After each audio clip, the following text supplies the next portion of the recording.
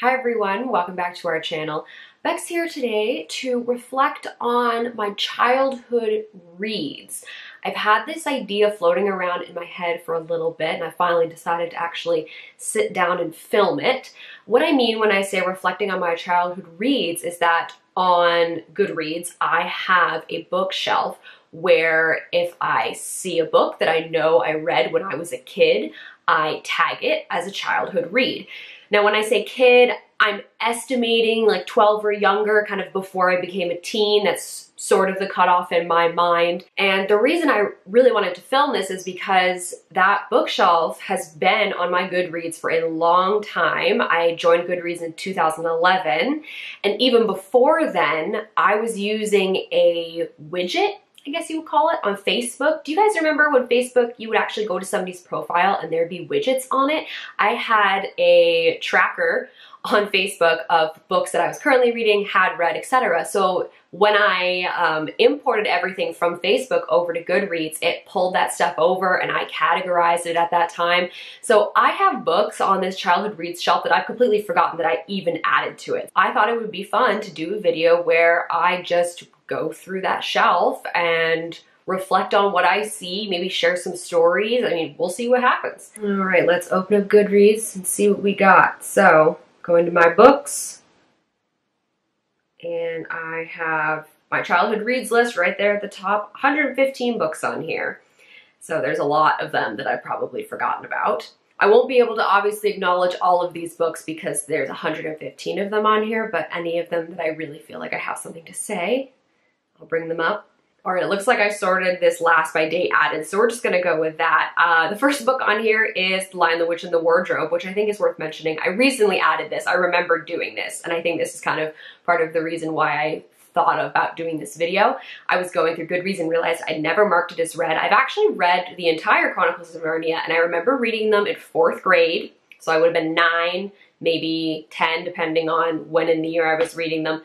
And I actually bought the entire series, well, it was gifted to me, the entire Chronicles of Narnia, and I want to read them again because it has been so long, and I feel like it would be a different reading experience for me as a 28-year-old versus a 9-year-old, basically 20 years difference, and seeing what I think, because The Lion, the Witch, and the Wardrobe as a book, that's the one I remember the most, but I also remember a lot of it from the movie as well, because I was very into the Chronicles of Narnia movie and the Prince Caspian movie, like big fan. The Charlie Bones series, I definitely remember reading the first few of these. I remember going to the library and looking at them on the shelves, and it was sort of like something to read in between Harry Potter because it had a boy, and there was a magical school, and he had a gift, and there was other kids that had these magical abilities, and I really like, even now, I still like books with people with magical abilities. I just think it's really cool. And you can get really creative with it too. Like Charlie was able to hear people's thoughts when he held a photograph,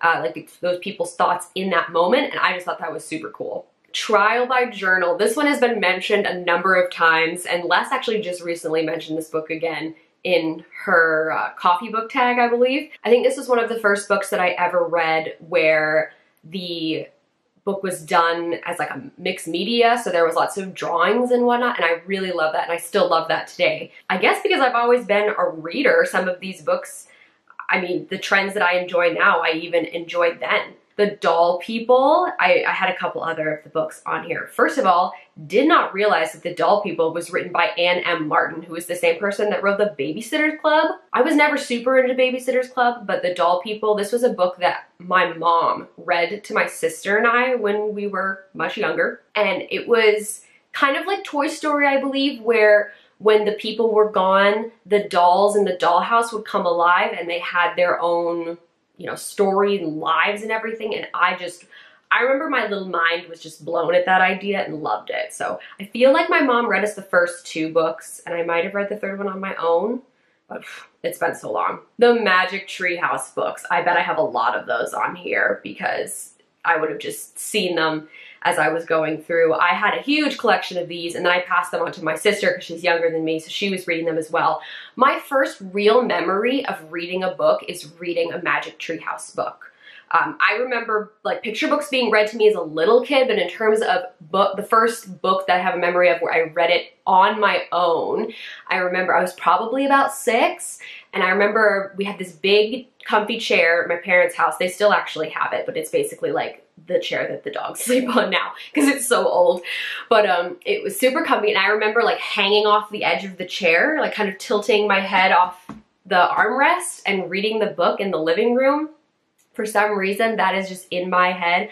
I have no idea which one I was reading. I just remember that it was a Magic Tree House book. Oh man, Coraline. I feel like just as many adults read this book as kids. The whole like button eyes thing disturbed me so much.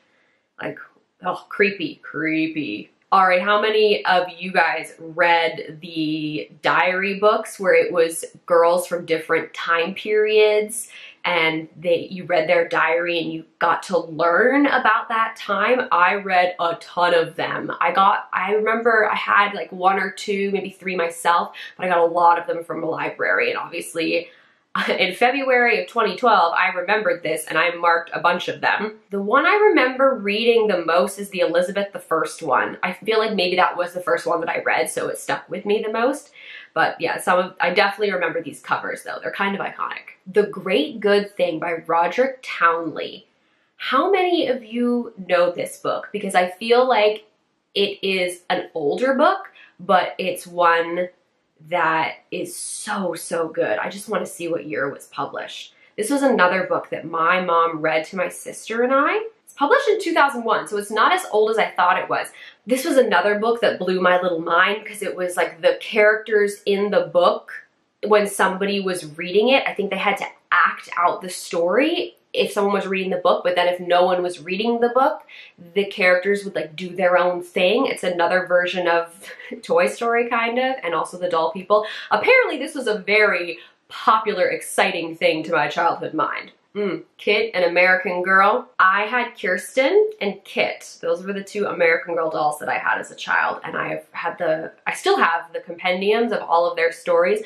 Another really awesome thing, kind of in the vein of the diary books, except they're not written in diary form, but you learn a lot about the particular doll character and then also what life was like at that particular time. So Kit was the Great Depression character, and I really liked Kit because she actually had freckles. I think she was the first American girl to have freckles, and I have freckles, and I mean, they're not super prominent right now because I'm like wearing foundation and stuff, but if you put me out in the sunshine, I had a lot of freckles, and I had a lot of freckles as a child, like all across my nose and cheeks, and so did Kit. So me and Kit, love her.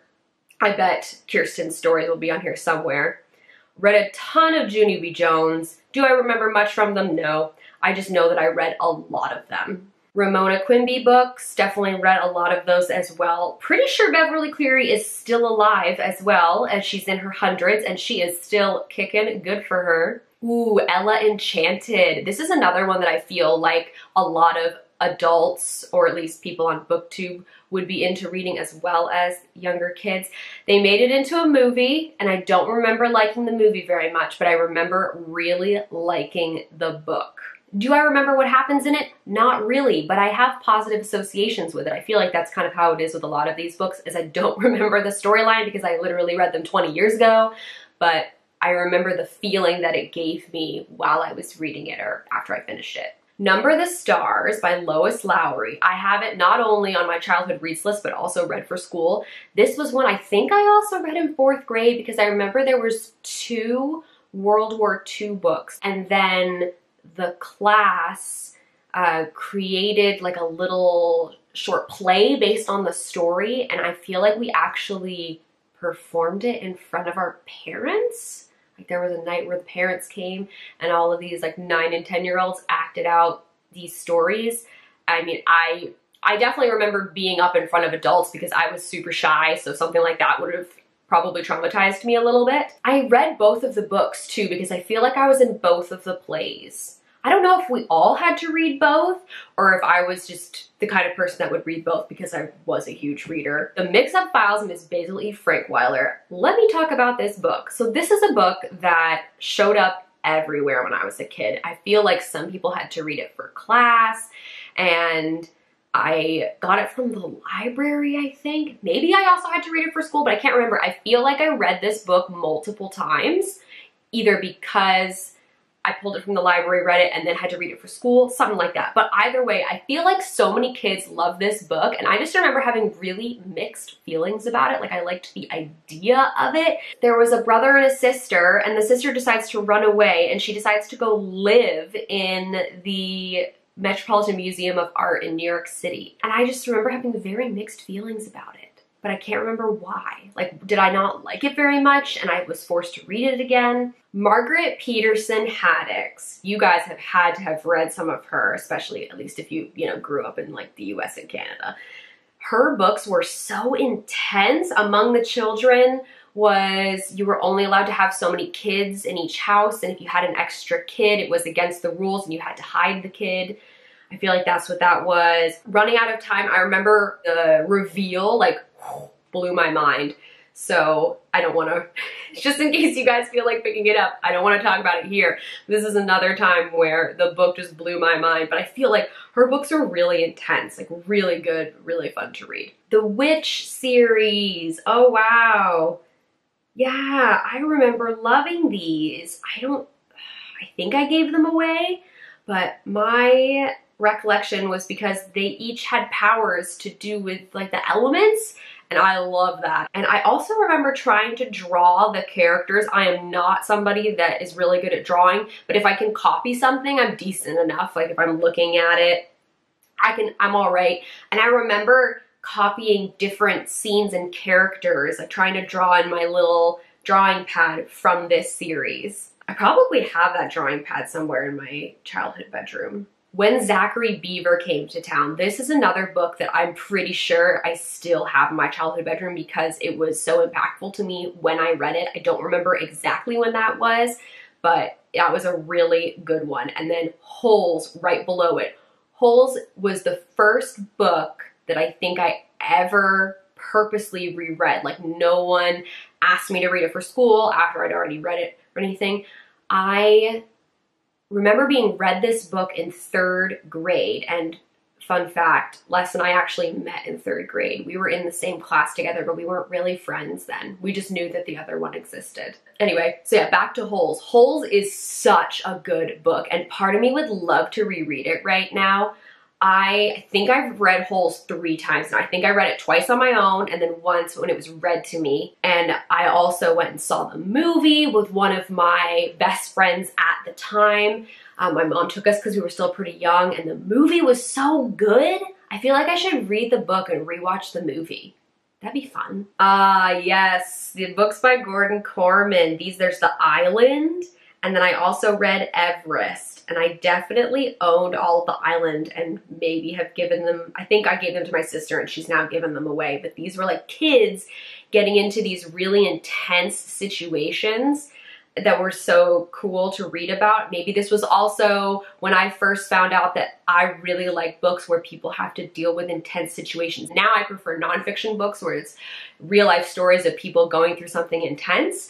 But these were obviously via fiction, but I remember really liking these, and they were super easy reads too, really fast. Dancing in Cadillac Light. This is another one I know I still have because it gave me all the feels when I read it. It was really good. And I think Kimberly Willis Holt, was she the same one that wrote When Zachary Beaver Comes to Town? Okay, apparently me and Kimberly Willis Holt get along well because that book and Dancing in Cadillac Light are both by her, and I both remember them being very impactful.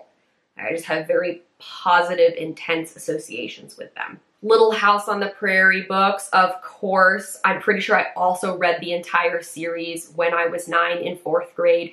4th grade was like a very good year for reading for me. I got really into reading series. Little House in the Big Woods, that was the first one. I'm pretty sure I read that book before then. My classroom in 4th grade probably just had all of these books on the shelves, and of course I was immediately attracted to them, right? Like you see a full series and you're like, oh my god, I just want to read it right now. So that was probably what 9-year-old me was thinking, and why I read the rest of these, because yeah, it's good times. Roald Dahl, of course. I mean, what kid hasn't read Roald Dahl if you grew up speaking English, because, oh, The Witches was so creepy. I remember loving how dark that was. My favorite was obviously Matilda, partially because the movie existed and the movie was so awesome. But Matilda, I mean, a girl who loves to read who then also has a superpower, like that's just my favorite thing ever. I would love to have superpowers. If you could have a superpower, what would you want it to be? For me, it would be what Matilda had, telekinesis, being able to move objects with your mind. That is incredibly handy. I would love to be able to do that. That's probably why I like telekinesis so much, but Matilda was the best. Nancy Drew, I read these books pretty young, probably a little too young. When I started reading them, it's probably like a little too, because Nancy's, you know, she's like a teenager, right? She's on the older side. And they are definitely a bit dated in terms of the character descriptions and depictions and attitudes about certain things. But I mean, it's pivotal. It might not have been your favorite, but I feel like so many girls read Nancy Drew. And then there was the Hardy Boys, which is what a lot of boys read. Same idea, same time period. Not that guys can't read Nancy Drew, but I just feel like when you're that young, adults sort of pushed you like, oh, you should try Nancy Drew. Oh, you should try the Hardy Boys. So of course I had some Nancy Drew. I still have some as well.